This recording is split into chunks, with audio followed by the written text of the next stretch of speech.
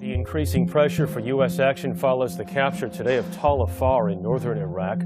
Tal Afar is on a highway linking Mosul, captured last week, to Syria. These are the areas ISIS holds so far. Their goal is to form an Islamist state ruled by Sharia law in parts of Iraq and Syria. And they are just miles from is about the threat from this ISIS group beyond just that region, reaching into the rest of the world. For example, the ISIS militant on the tape speaks with what sounds like a British accent. You're about to hear some of that audio in order to hear him. The fear in the intelligence community is how many ISIS fighters are Western citizens with Western passports. Our chief foreign correspondent, Richard Engel, is live tonight on the Turkey-Syria border. Richard, good evening. Good evening, Brian. ISIS is no longer some fringe terrorist group operating in the shadows. It controls territory, a lot of it. The group actually now prefers to be called the Islamic State, and in some ways it is like a state, just a terrible one. It's rather ironic that this latest wave of Western armed and financed Islamic militants invading Iraq and now conveniently threatening Syria and Iran is named ISIS. Or is it deliberate? It's being used to stand for this oddly Anglicist fabricated Islamic State in Iraq and Syria, full-on barbaric movement presently sweeping Iraq, but anyone acquainted with any degree of occult knowledge or esoteric mythology know the goddess Isis is one of the most important figures in the so-called mystery schools and a favorite of Freemasonry and the Illuminati. While the U.S. is currently once again self-appointedly deciding whether to go into all-out overt war on this entire region from Lebanon to Iran based on this unforeseen phenomena, this parasitic plan goes on full throttle, ripping the guts out of millions of innocent people's lives for the Machiavellian desires of a few. All while they hoodwink the masses into a completely backwards interpretation of their devious sorcery. These elite few are fueled by something besides their psychopathy. It's an occult allegiance to powerful symbolic entities, whether they are all fully conscious of their allegiances to these powers or not. Such is the case of most of manipulated humanity.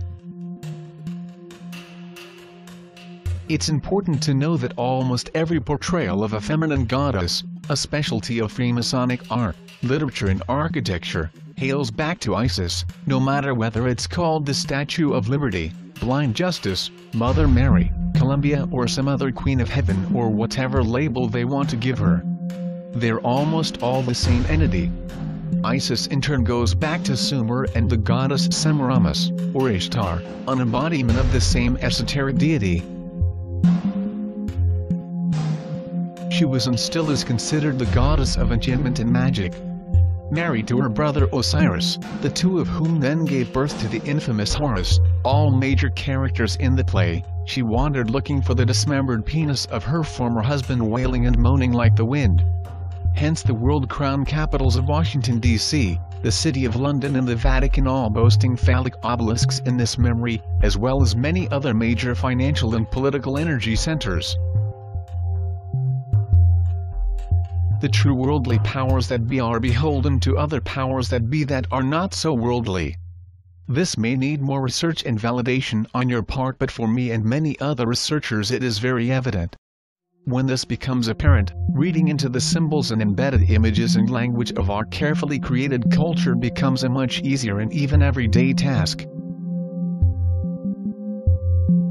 At that point it may become a bit overwhelming, but don't let it be. It's been there all the time, we just didn't see it.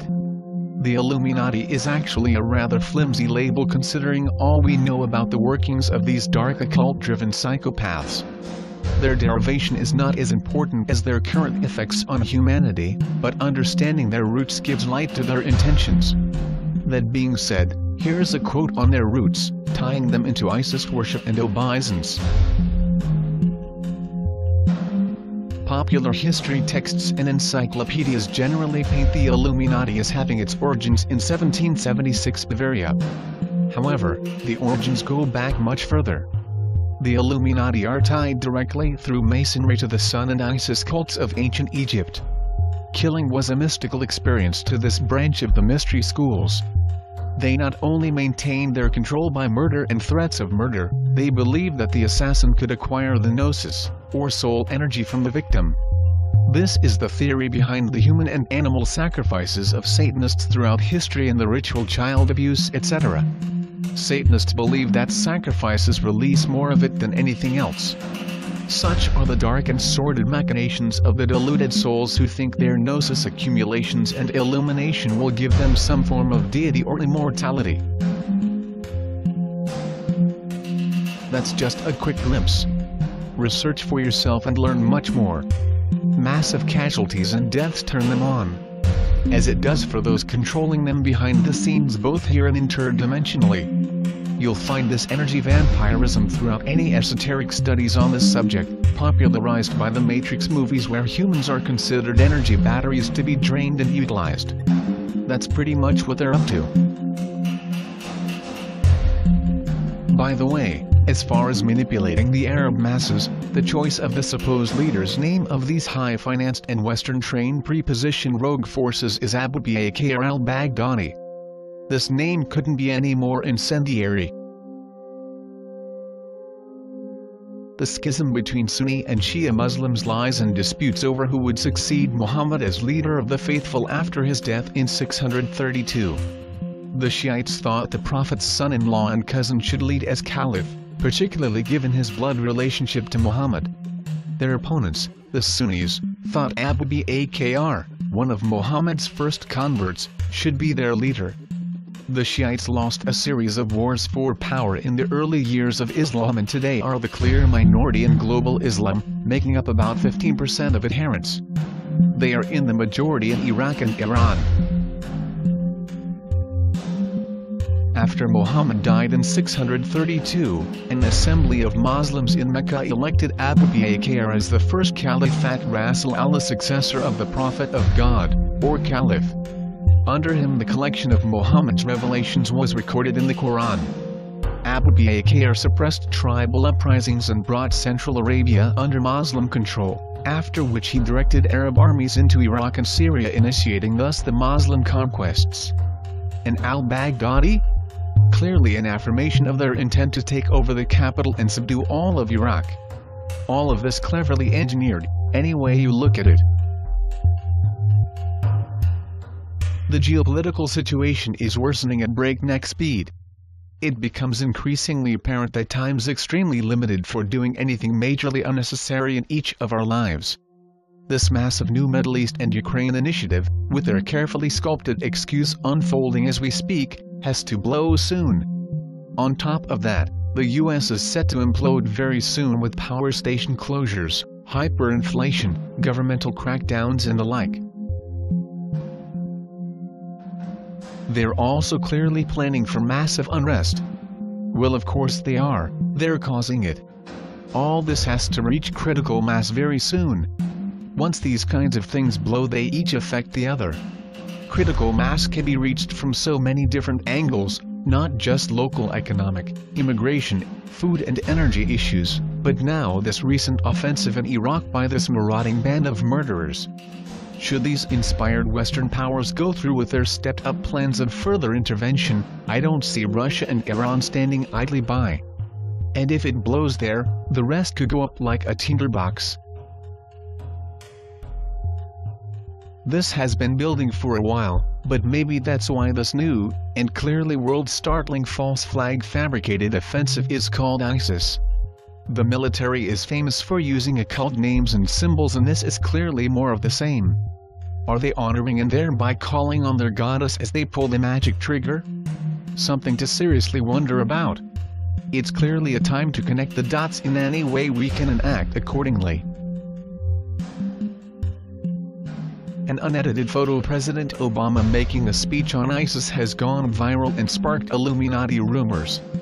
Since his first inauguration in 2008, people have made links between the president and the secret society bent on a new world order.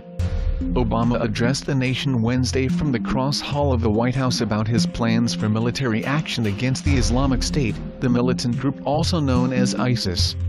In a photo taken during his speech, a set of devil horns can be seen on top of Obama's head, due to the design of a curtain behind him. People on social media were quick to make a connection between Obama and Illuminati based on the picture. Let's not forget about Albert Pike's blueprint for 3 world wars. Albert Pike, a 33rd-degree Freemason, in 1871 envisioned 3 world wars to be followed by an unparalleled economic disaster. Pike's plans have come to fruition, shockingly on target as the first 2 world wars came to pass just like Pike envisioned, and the 3rd World War is right around the corner. Pike's vision for the 3rd World War goes as follows, and please keep in mind this was written to another Freemason back in 1871. The 3rd World War must be fomented by taking advantage of the differences caused by the agenda of the Illuminati between the political Zionists and the leaders of Islamic world. The war must be conducted in such a way that Islam, the Muslim Arabic world, and political Zionism, the State of Israel, mutually destroy each other. Meanwhile, the other nations, once more divided on this issue, will be constrained to fight to the point of complete physical, moral, spiritual and economical exhaustion. We shall unleash the nihilists and the atheists, and we shall provoke a formidable social cataclysm which in all its horror will show clearly to the nations the effect of absolute atheism, origin of savagery and of the most bloody turmoil. Then everywhere, the citizens, obliged to defend themselves against the world minority of revolutionaries, will exterminate those destroyers of civilization, and the multitude, disillusioned with Christianity, whose deistic spirits will from that moment be without compass or direction, anxious for an ideal, but without knowing where to render its adoration, will receive the true light through the universal manifestation of the pure doctrine of Lucifer, brought finally out in the public view. This manifestation will result from the general reactionary movement which will follow the destruction of Christianity and atheism, both conquered and exterminated at the same time. Anyone who has read the Bible knows the beginning to the end, and Albert Pike and the Illuminati's plan will eventually fail, and Satan and his followers will lose. Christianity will never die no matter how hard they try. If you have not accepted Jesus Christ as your personal Savior, then there is no better time than now, as we are slowly but surely reaching the end, and it's the only true way of escaping the New World Order. Thank you for taking the time to watch this video. Please subscribe to the channel, and like us, and follow us on Facebook and